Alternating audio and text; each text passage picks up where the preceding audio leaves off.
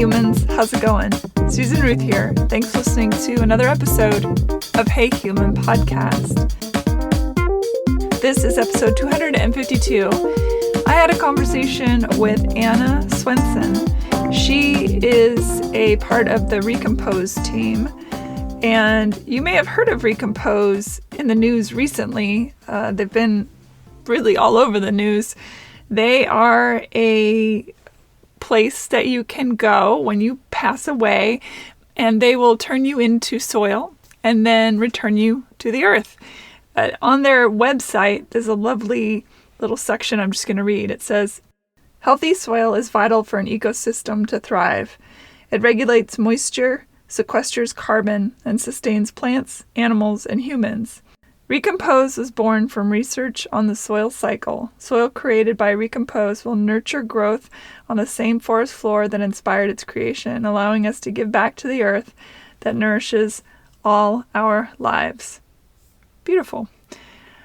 I loved this conversation. I find this sort of stuff fascinating, and it actually changed my mind of what I want to do when I pass away, what I want to have done with me when I pass away, I should say.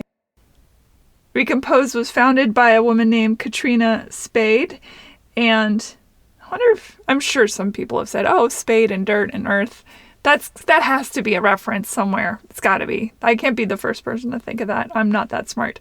But Anna works for Recompose with Katrina. She's one of the original members of the team of Recompose. And so when I reached out to them to have somebody on the show to talk about what they do and what it's all about, she was the one that got back to me, and we had a lovely conversation. So I'm excited for you to hear that. I wanted to let everybody know that I was recently on a podcast called Songtown on Songwriting podcast. The episode is called The Art of Storytelling, and I had the opportunity to talk to Marty Dodson. He's a hit songwriter, and he and Clay Mills, both are great friends of mine. They founded Songtown a few years ago now, and it's a wonderful community of songwriters and creators.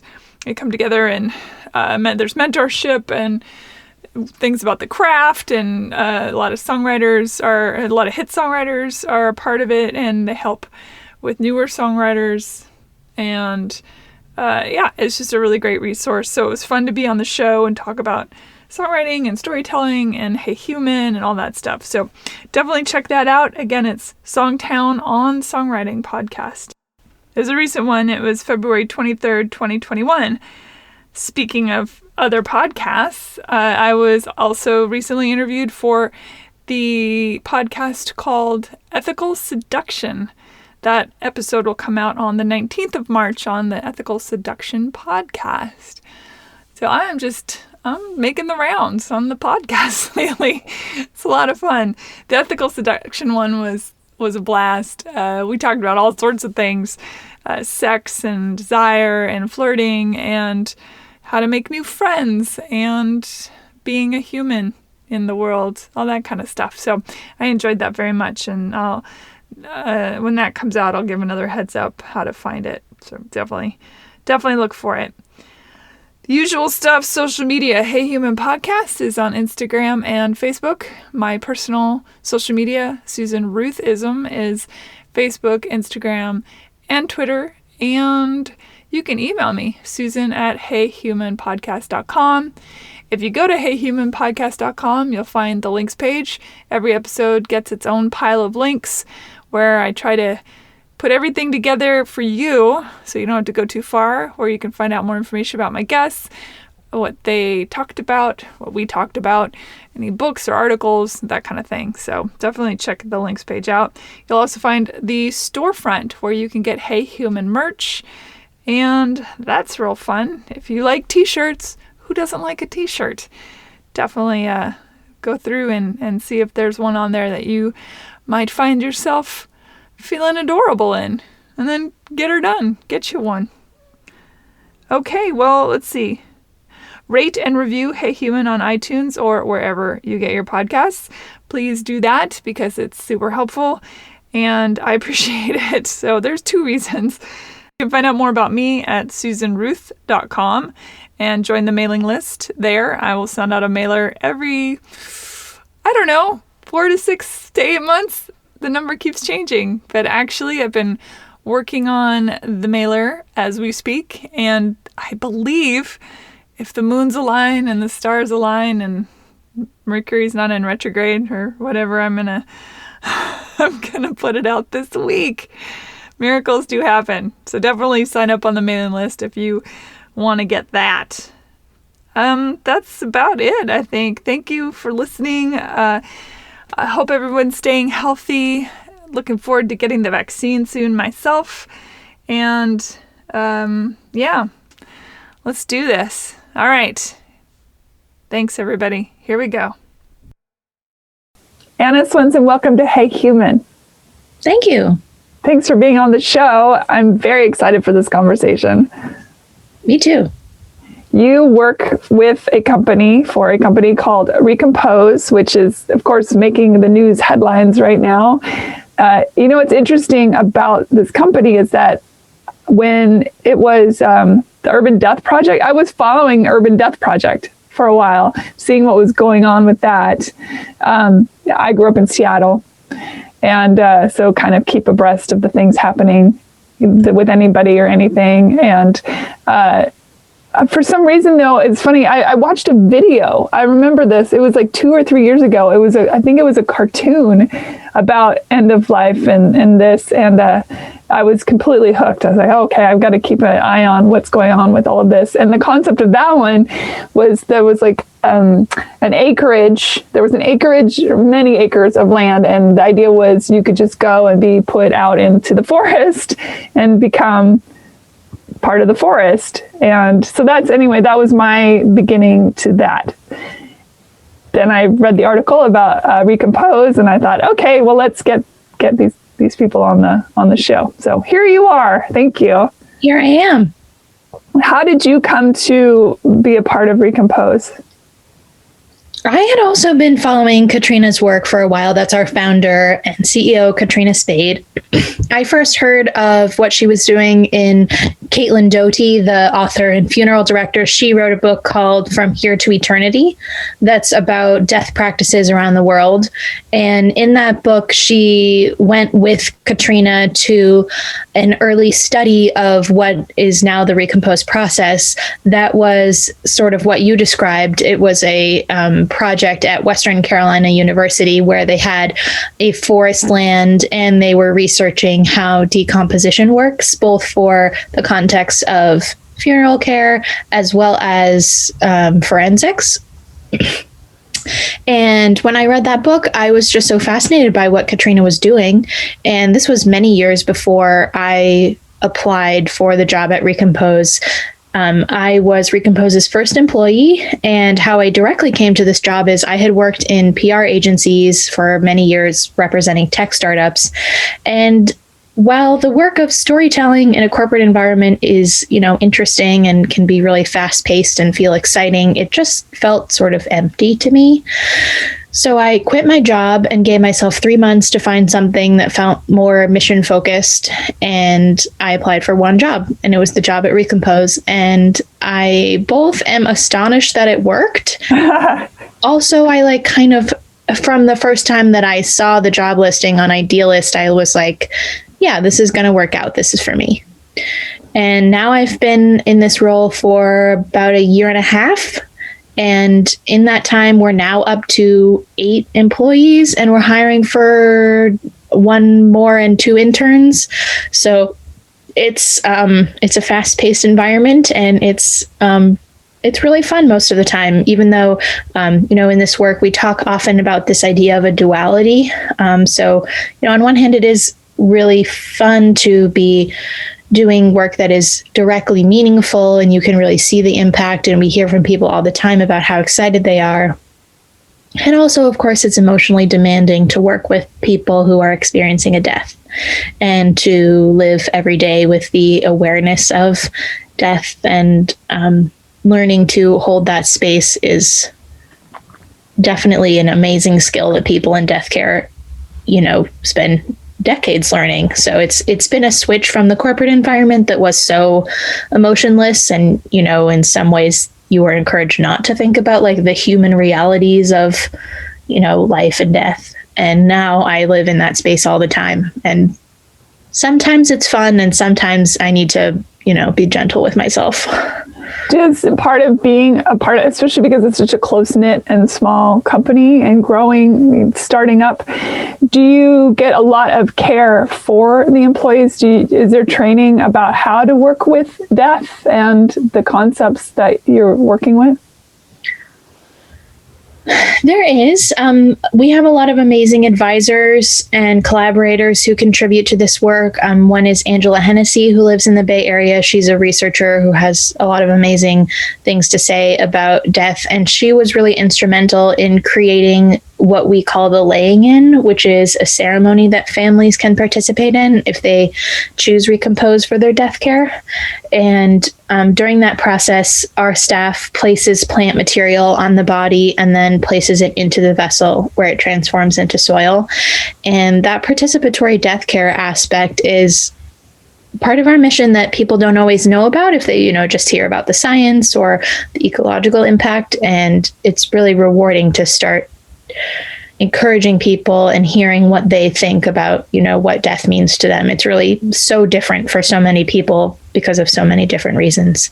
But we have actually Caitlin, the author that I mentioned, Caitlin Doty, is also an advisor of ours, and she makes sure that how we're talking and how we're supporting our employees is going to make it so that we can continue to do this work. There's another advisor, Alua Arthur, who is a death doula, and our staff does her trainings. And there's really so many amazing people who are contributing to this work. I do feel cared for. It's skill development in terms of, it's not just like me learning graphic design. It's like me learning long-term sustained empathy is an interesting challenge. Long-term sustained empathy. I like that. That's good. I watched some of Katrina's interviews, some of the things she talks about, and she seems to have a very grounded approach, a very caring approach, which you like to see in a company like this, obviously. It doesn't, and calling it a company even feels weird because it doesn't feel like that. It feels more like a process, a experience, which is weird because the people who have passed, but death isn't just for the dying, obviously. It's an experience for the living. They take death and turn it into life. And can we talk a little bit about the process of that before we get too far into the conversation so that people listening know your process? Sure. So the Recompose process of turning humans into soil takes place at our location here south of Seattle, and we call it the greenhouse. It has 10 vessels, and the vessels are where the transformation into soil takes place. So when we place a body into a vessel, we also place in wood chips, alfalfa, and straw. And the microbes that naturally occur on that plant material and on and in our body is what powers the process. And those microbes create heat of over 131 degrees Fahrenheit. And that is what breaks the body down into a nutrient-rich soil. The law requires it reach 131 degrees Fahrenheit for at least 72 consecutive hours, and that is how we know that the pathogens, any chemotherapy drugs, that sort of thing that remain in the body break down and are in safe levels in the soil that results from the process. So during those 30 days in the vessel, we do what we call a mixing to make sure that the pieces like the hips and the shoulders continue to break down. So that's how the bones and teeth also transform in that 30 days. And then at the end of the 30 days, we remove the soil from the vessel. We screen it for non-organics such as hip implants, that sort of thing. recycle those if applicable, and then the soil dries for another 2 to 4 weeks, depending on its individual moisture content. And then the soil can either be donated to our conservation forest at Bells Mountain in southern Washington, or families can take it home if they choose. And it looks just like the soil amendment that you would get at a garden store, and it is a valuable biological, support for at our conservation forest. That land was clear cut in the 1930s, and there's like a lot of soil erosion, and this soil is needed to bring it back to its natural state as a beautiful, verdant, temperate rainforest. What a great idea to take Uncle Bob and then go take him out into the field and then plant some, an orchard on Uncle Bob. I love that idea. Yeah, you can do that. So cool. You said the hip and the shoulder specifically. Is that the hardest part to break down? Yeah, that is, I think because of like I honestly don't know why it's those two. Those are the two that Katrina always mentions. I think it's because they are like density of bone there. There's like a lot of bones on top of each other. And if we just left them undisturbed, they would break down. It would just take a lot longer than 30 days. That makes sense. What about people with fillings or implants, or you mentioned other things like hips but there's pacemakers and all that kind of stuff. I imagine it's easy to get mechanics out after the heating process, the natural heating process. I think it's cool, by the way, that nature just becomes an oven. How cool is that? But the things like that is a plastic or whatever that is. So, how do you take care of things like that? Yeah, so pacemakers are the one implant that does need to be removed before they go into the vessel, and that's because of the electrical elements. And that's the same for if a person is cremated. A pacemaker is also removed before that. But the other implants, as long as we know about them and we don't, destroy them in the process, we just, there's mechanical elements in the vessel. So we want to be aware that we're not grinding something up or something. I'm not saying this exactly. I get it, because you have to, I'm sure, like you do any kind of soil, there has to be something in the vessel that helps turn the soil over in order for the oxygenation. And that makes complete sense. And the vessel does turn as well, like sort of like a very slow dryer. It takes several minutes to go around. So we're aware of any remaining implants that are in there. Small implants like dental fillings are usually just broken up into pieces and like part of the soil after that. But if there are any bigger pieces, like for example, I have some plastic in my foot from when I broke my foot, we would just screen that out when we're sorting the soil before it goes back to the family or to the forest. So something like a breast implant, which of course millions of people have those. What happens to those sorts of things? Because that's a different type of material. Right. So breast implants actually break down. Oh, go figure. Yeah. Which was very interesting. One of our tests that we did before we started doing humans, right when I first started the company a year and a half ago, they were doing that test. We did some many livestock tests. And we put a couple of breast implants in with one of them, and they aren't there to be screened out at the end. I just pictured a pig with giant breasts going. You mean you use the livestock and you put the yeah. No, surgery was perfect. She was the most popular pig in all of the farm. What about the shape of the vessel? Does that make a difference or not? So our vessels are stainless steel tubes. They're about 4.5 feet high and 8 feet long. And they set in a hexagon frame. So the 10 of them together is called a vessel array, and it looks a bit like a honeycomb because there's all these hexagons together. And the shape of the vessel does matter. There's many ways that you can do human composting, and I'm sure other people will come up with other ways. But for us, for one, this process was inspired by bringing a green burial-like option to an urban environment. So the ability to stack these is really important for the number that we can fit in a given space. So that's one reason that the shape is important. And also, we do want the body to be laid into the vessel and it stays in one place without mixing or turning for several days. And, you know, there's an element of comfort there for the family in knowing that their person is there. And actually, I do sometimes have people email me who are like, I really don't want to be buried alive. Like, can you help me? And I'm like, yeah, there's oxygen in there. Like, if you were alive, you would be fine. It won't happen. It hasn't happened. But there's a comfort element there for the fact that, you know, you were just laying on a pretty comfortable looking bed of wood chips and alfalfa for the first couple of weeks as your body starts the process of transforming into soil.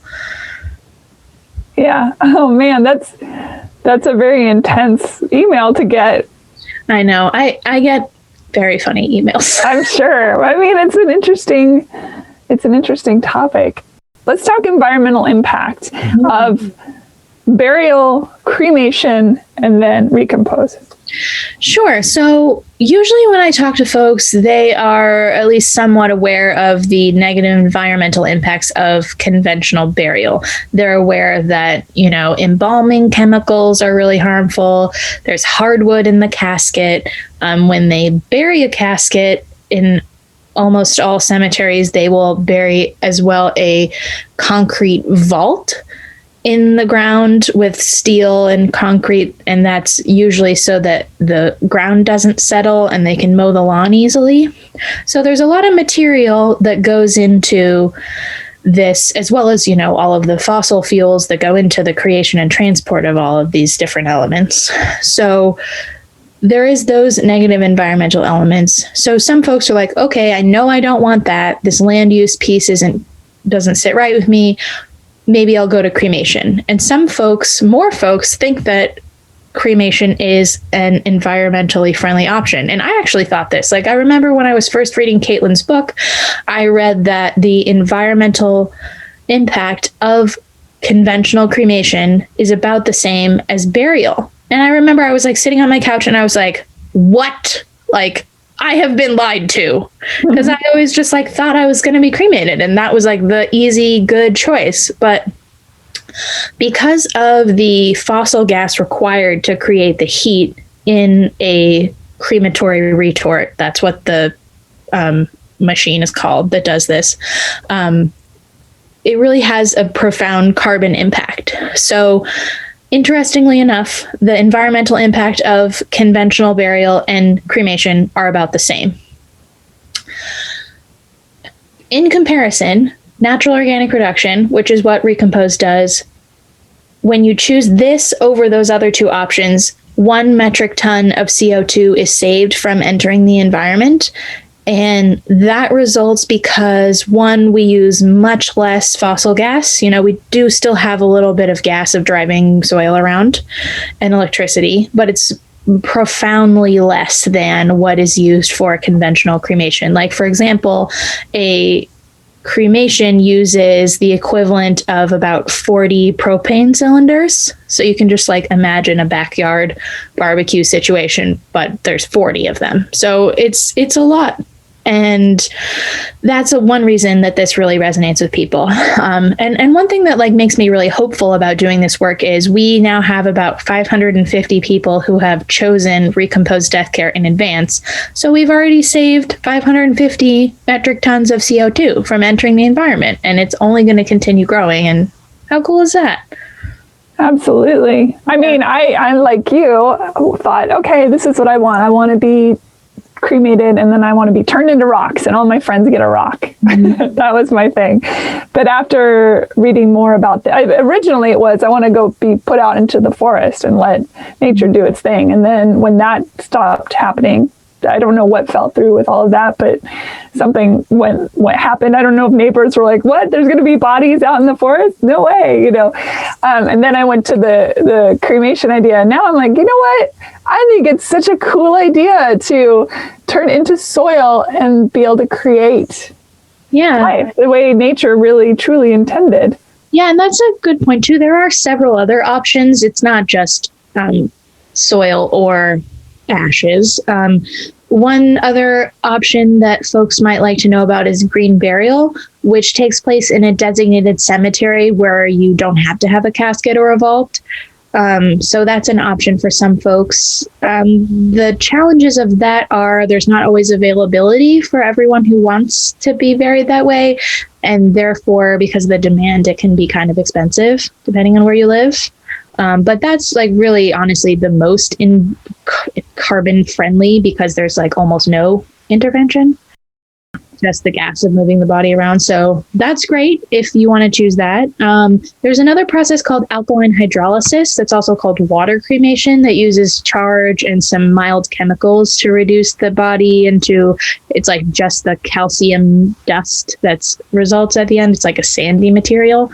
So that's one option. And there are in some places more like the forensic research station that I was talking about at Western Carolina University. There are contexts where you can donate your body to those and, you know, just be out in the forest. And that is an option for you if you live near one of those. But I have people email us all the time who say, you know, I just want to be taken out into my family's land and like left there. And unfortunately, depending on your perspective, it's not legal in Washington, definitely, and most other states. Like the laws around bodies is very strict and specific, and you know it makes sense for respect reasons. And there's also like wills and estates issues, as well as criminology concerns. A part of Recompose's mission is that people should have access to whatever choice feels supportive for them. Absolutely. But take us through an experience. Let's say I've come to you and my mother has passed and we're going to go through the process. What does it look like? Sure. So when a family calls us, the first thing that we do is we ask them when they would like us to pick up their person. We can pick up right away if they want, or it is legal and safe to keep a body at home. If you'd like to do a home funeral, honor the person, you can keep a body at home up to several days. And we advise folks on how to cool a body if they want to do that. And we do encourage folks. I think there's been this cultural conditioning from the funeral industry that you have to, we have to take this person right away. There's some sort of health concern or something. And there really isn't. Caring for a body at home can really be beautiful and supportive if it's something that people want. So after we make sure that they have their time with their person, then within Washington, our transport team will come pick up the person and bring it to our facility called the Greenhouse, which is in Kent, Washington. And then depending on what the family wants, we might do a laying in where they join us via Zoom, and our funeral director, Morgan, might light a candle and lead everyone on Zoom in some guided breathing. Maybe someone would read a poem or share a eulogy. Sometimes folks will want to share pictures, or they'll have a song that the person really loved. And then we would place the plant material, the wood chips, alfalfa, and straw over the person's body. And then our team gently loads the cradle into a vessel. We close the vessel, Morgan blows out the candle, and then we close the ceremony. What is the cradle? The cradle is basically it looks a bit like a cart, and that's what we move bodies into the vessels with. There are some pictures on our website, and I can send some to you. So once the vessel is closed, that's when the transformation into soil begins, and the microbes start doing their work. The heat gets up to 131 degrees Fahrenheit within the first few days, definitely within the first week. And then our staff constantly monitors what's going on in the vessel. There's also a computer system in the vessels that takes a temperature reading every 10 minutes. So we're keeping very good records, very close eye on everything that's happening in the vessels. And after the 30 days, as long as everything is looking good, the soil is removed to cure. There are a couple legal requirements regarding testing the soil. So we have an on-staff soil scientist, Dr. Lynn Carpenter Boggs. She does her own tests, and then we also send it out to an independent lab to make sure that we're complying with the state of Washington's different health regulations. And then once everything looks good, the family can either donate the soil, and we transport the soil down to the Bells Mountain Forest. And we also send them a little 64-ounce box of soil that they can use to scatter on their yard or a beloved hiking trail, whatever they want. Or if the family wants to come pick up the soil, we can facilitate that as well. Each body creates a cubic yard of soil. And that volume is because the amount of plant material that goes into the vessel at the beginning is 3 cubic yards. So if a family, has land, they want to use it, then they can come with a trailer or a pickup, and we can facilitate them taking their soil back and using it however they like. How much is that? I can't fathom what that means. Is that a lot? Or about a pickup truck bed. So it is quite a bit of soil. I just love that image of, again, Uncle Bob in the back of the pickup. Stick a beer in the middle of it and let's go. We're going. Yeah. A couple of our first families that we worked with, the person who had died, they were organic farmers. So I know that those families already have, a section of their land that they really already know that the soil is going to go on, and how beautiful that these people worked their whole lives for soil health, and now they're like literally part of it. I love it so much. It truly makes perfect sense. And every time, as much as I enjoy going through cemeteries and reading headstones, I can't help but think, eventually we're going to run out of room. They're going to have to, because there's way more people than there is space for death care. Mm-hmm. I agree. And there's like so many intersection elements here. Like, the land use piece that you just brought up is huge. And we've seen, if you live in an older city, this doesn't happen so much on the West Coast, but it's hard to maintain a cemetery in perpetuity. A neighborhood changes, what's going on the land changes, those headstones aren't there for forever. And can we guarantee that it's going to be respectful if they someday build apartments over it, Mm-hmm. So that's something that I think about. And especially in, there are fancy cemeteries. I remember I went to Highgate Cemetery in London and it was beautiful, but it's all rich white people from the Victorian times who were buried there. And what about people who couldn't afford such a fancy cemetery? What happens to their bodies? So part of the part of what we're trying to encourage is, thinking about what matters to you. And you bring up a great point that the idea that you would have your plot for the rest of time and that what happens to the land would never change, maybe not so realistic. Whereas someplace like the forest is protected land. Yes, it is protected land. And also there's this aspect of, I enjoy thinking about the fact that, when I donate my soil, I'll become part of the collective, and then, I'll nourish a tree, and then, and then the tree dies. And it's I'm part of a cycle, not so much this is my 3-foot by 6-foot plot and no one touches it. No, I love the idea of people walking over me and enjoying the sunset and the trees and moss. And I think that's fantastic.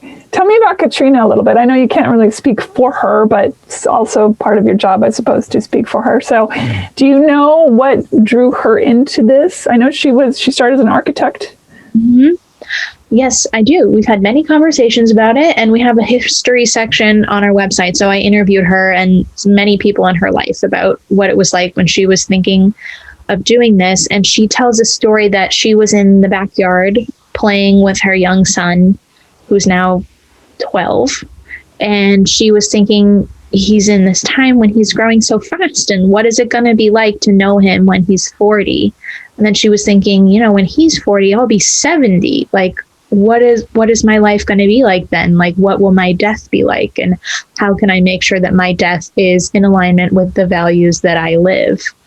And of course, at the time, basically cremation and burial were the only options. And, there's green burial, but she really enjoys living in urban environments. She's lived in San Francisco and Seattle, and what does a green burial-like option look like for an urban environment? So that's how she first got started thinking about this, and she was an architecture student at UMass Amherst, and her thesis was an early version of what is now Recompose, and she then took it forward. She, of course, founded the Urban Death Project, which you were aware of. She did a Kickstarter with the Urban Death Project, and we still have customers now who backed that Kickstarter. She did a TED Talk about an early version of this process that now has 1.3 million plus views. So she's really been building this community for a long time. And I think part of what is so compelling about what Katrina is doing is like the depth that she brings to it. Like, there are so many versions of this that don't have that heart to it, honestly. Like, we hear from people, particularly in the conventional funeral industry, who are like, oh, well, why don't you just make this just a machine, just like a crematory retort that you could like sell to funeral homes, and, you could scale a lot faster, they say, by doing it that way. That is called a disposition option. That's like purely what happens to the body, that's what the industry calls it.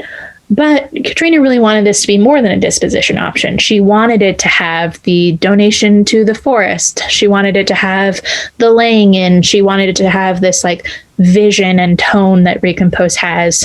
If anyone has been to our website, we've been really careful about things like, for example, like there's a lot of people doing great work in the death positive movement, and I have a lot of respect for them. We don't use that phrase because we want people to really have agency to feel however they feel about death. If you feel negative about death, totally understandable, and we want to make space for that too.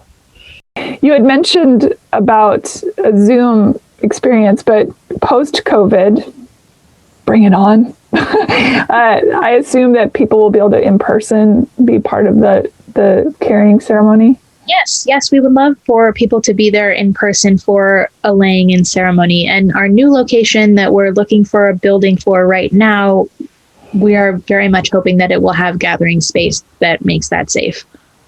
Okay. How have you changed, if any, about your ideas of death since being part of this company, and then now, even from childhood, how it felt maybe? Interesting question.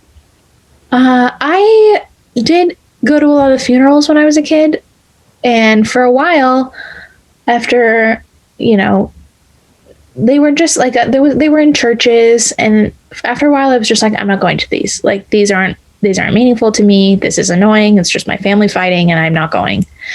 And then I started reading books like Caitlin Doty's books and thinking more about it and understanding like, okay, it's not just this obligational thing. It can actually be meaningful. And also, like, from a psychological perspective, like, spending time with grief is important, even when it's uncomfortable. So bringing that into my work here at Recompose, it has changed me both in that I am more willing to confront that discomfort and to hold that space with other people. One interesting element of doing this work right now is when I first started this job in fall of 2019, I would go out and do events, and thinking about death was sort of a novelty for people. It was like something that they, might get into or might not be okay with. But now that the pandemic hit, death is so much more present for people. And, now I've been doing events on Zoom, and I always start by saying, if today isn't the day that you can think about your own death or the death of your people, that is totally fine. Please sign off of this Zoom. I will not be offended. It's for the audience and for me, it feels really different when you know how many people died today, So yeah, holding space for the ways that death is really actively present for everyone right now has been a learning experience. Mm-hmm. Have you lost anyone to COVID? Not anyone close to me. And I don't know that Recompose has welcomed any bodies from COVID. I don't know for sure. What do you do with infectious diseases? Because certainly there's going to be, that will be in the future at some point. Yeah, so for COVID in particular, right now in Washington and other states, from a handling perspective, we treat everybody like it might have been a COVID patient. And that means they come to us, or the pickup happens in a sealed plastic body bag. In normal times, it might just be a cotton shroud if the person died from unrelated causes. Our transport staff and our funeral home staff wear full PPE. Everyone wears N95s, even me running the Zoom camera. So we're really careful about that. From a handling perspective, we've heard from the CDC and other governing organizations that there's not a huge risk of transport of COVID from a body. But, we're careful just in case, and as well as if there were other diseases of concern. In terms of the soil itself, because of the first reason that we know that the soil is safe from COVID is the heat, the 131 degrees Fahrenheit for 72 consecutive hours. We know that that kills coronaviruses as well as any other pathogens we would be concerned about. And the other reason that we know the soil is safe is because of the time that the process takes.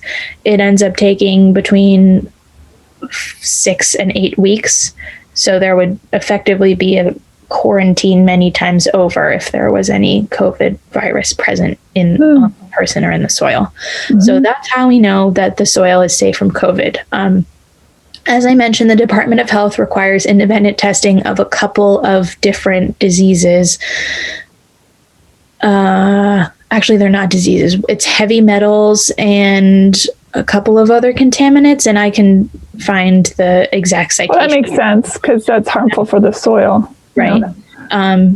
But there are a couple of diseases that disqualify a body from undergoing natural organic reduction. One is Ebola. People who die with Ebola have to be cremated.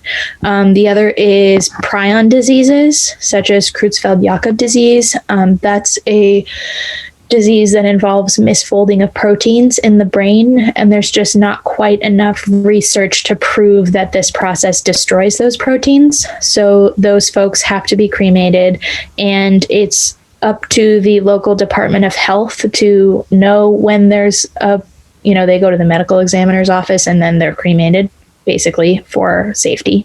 Yeah. And then also folks who have had TB are not qualified for this process because of the same, there's not quite enough proof that this process destroys it.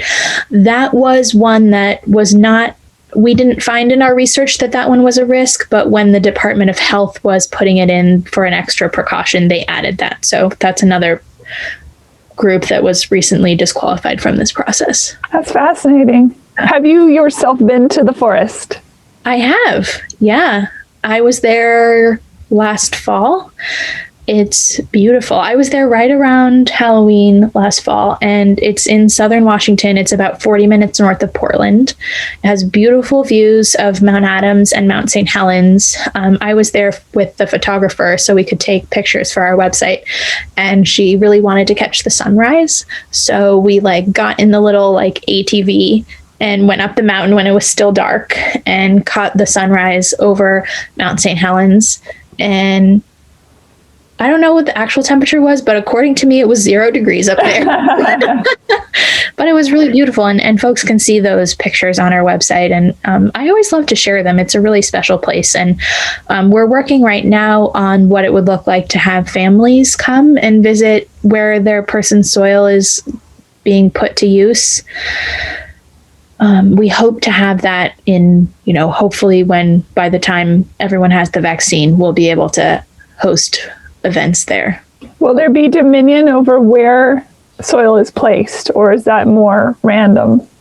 So the nonprofit land trust that owns the land, they have a team of forest stewards, and the forest stewards will determine where the soil goes. And the mission of the soil is that it's really hardworking, valuable material.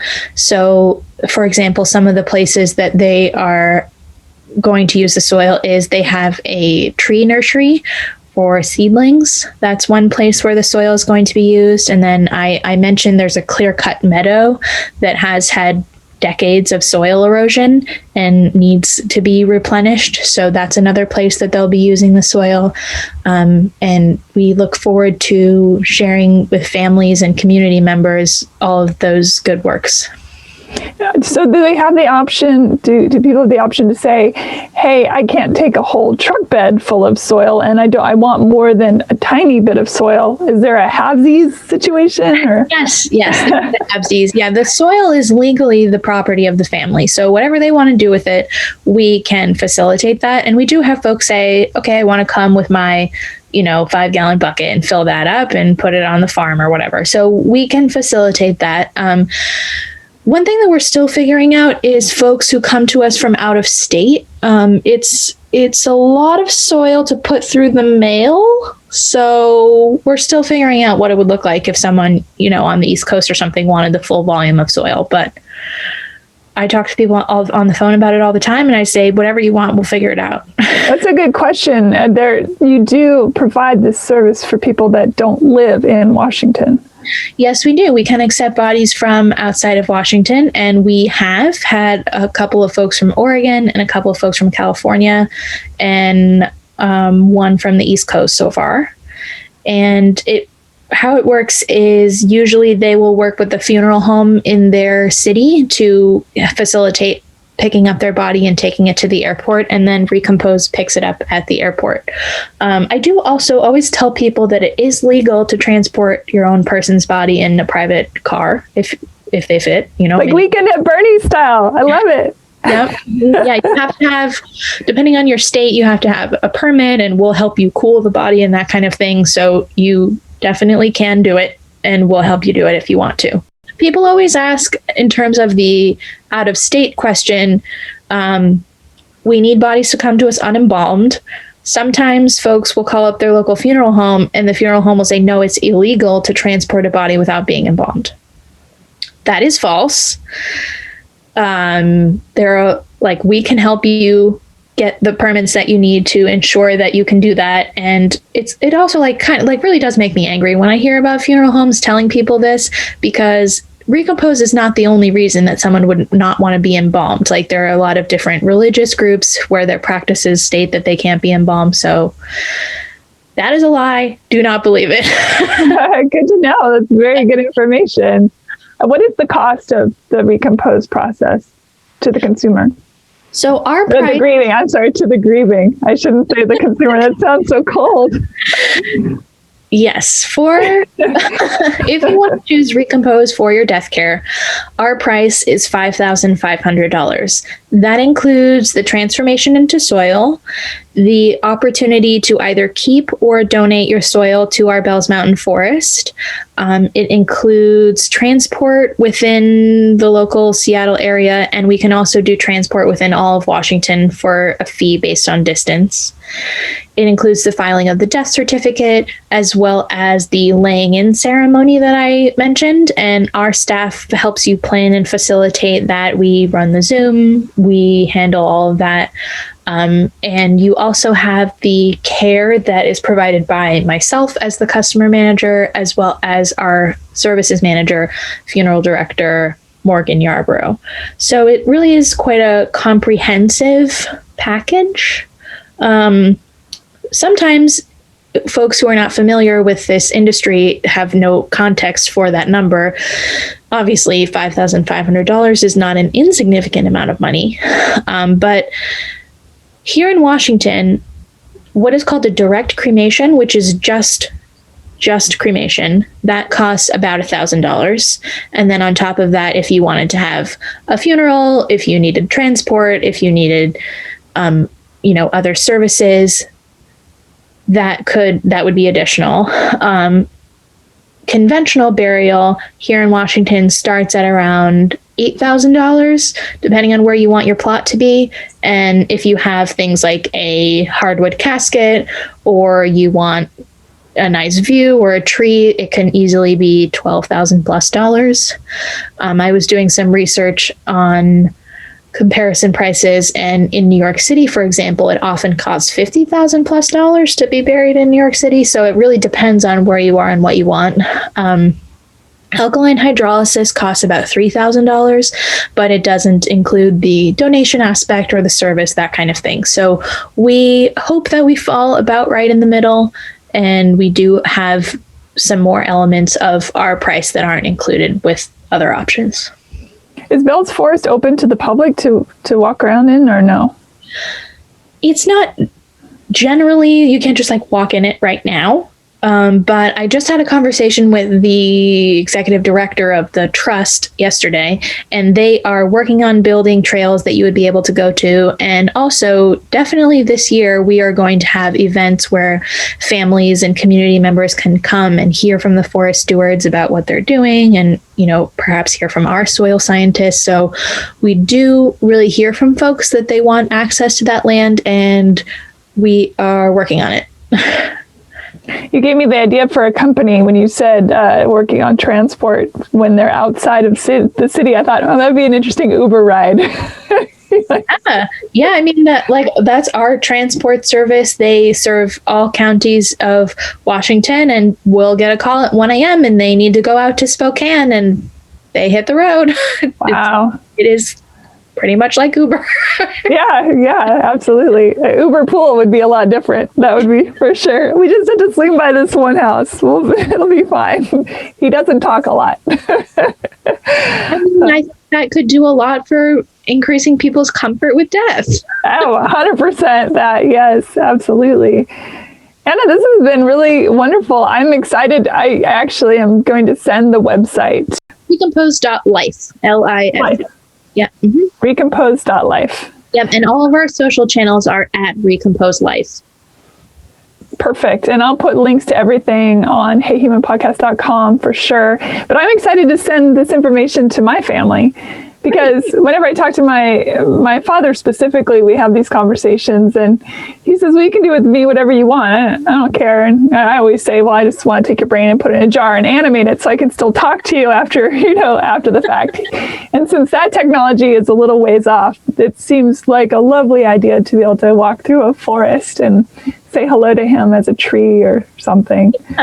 Yeah. And I'm so glad to hear that you are going to have conversations with your people about this. That's a great start. And unfortunately, I do get emails all the time about people who want to keep their bones and stuff, and it's not legal. Sorry, people.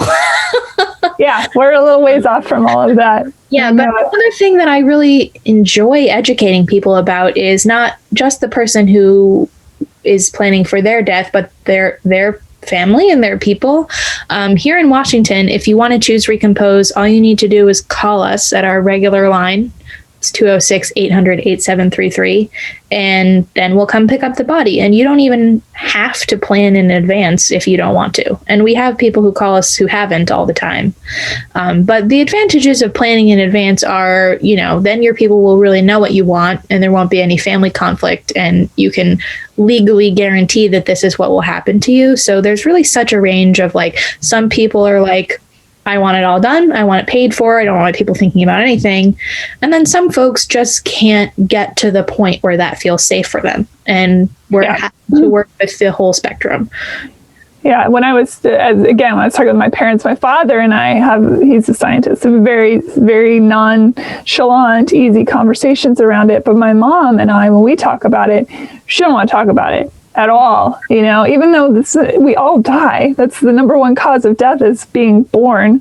So hard to avoid it, but to really understand that some people don't like talking about it, and you have to be gentle. It is a conversation, I think, that should be had within a family, but that's me, that's my experience. Mm-hmm. Yeah. I mean, I'm when I first started at this job, I was really kind of giving people the hard sell of like, you really have to do this and you really have to think about it. And then Katrina said to me, people have had all kinds of experiences, and, we don't want to make anyone feel bad because they had to choose cremation because it was the only option available, or their person really wanted burial. We don't want to make them feel bad about the carbon impact of the decisions that they had to make. So I really try to come at it with whatever feels safe for you, whatever works for your person, like that is great. And it can be a supportive and, meaningful and healing death care experience, regardless of the choices that your reality makes possible. Absolutely. Anna, thank you. This has been really great. I appreciate your time. Thank you. I appreciate you highlighting what we're doing. And, I think you're going to get a lot of people talking to their folks and their, the people in their life about their death, which is good news for me. Well, it's good news for all of us. I talk about this a lot on the show, that especially in America, the culture around death is, people are terrified of it. We have an aversion to it. And I hope with conversations like this that it will help people maybe down the path of feeling more comfortable with the conversation. Absolutely. Yeah. And that's so important. And actually a broader part of Katrina's mission, she talks about this a little bit in her TED Talk, is if people have a comfort around death and around talking about death, it really changes how they relate to other people. It changes, the regrets that they might hold in their life. And it's her vision that it changes how they vote, and it changes how our leaders make decisions, and it changes how we connect to our communities. And there's like a longer term peace that we can achieve by accessing our own comfort around death.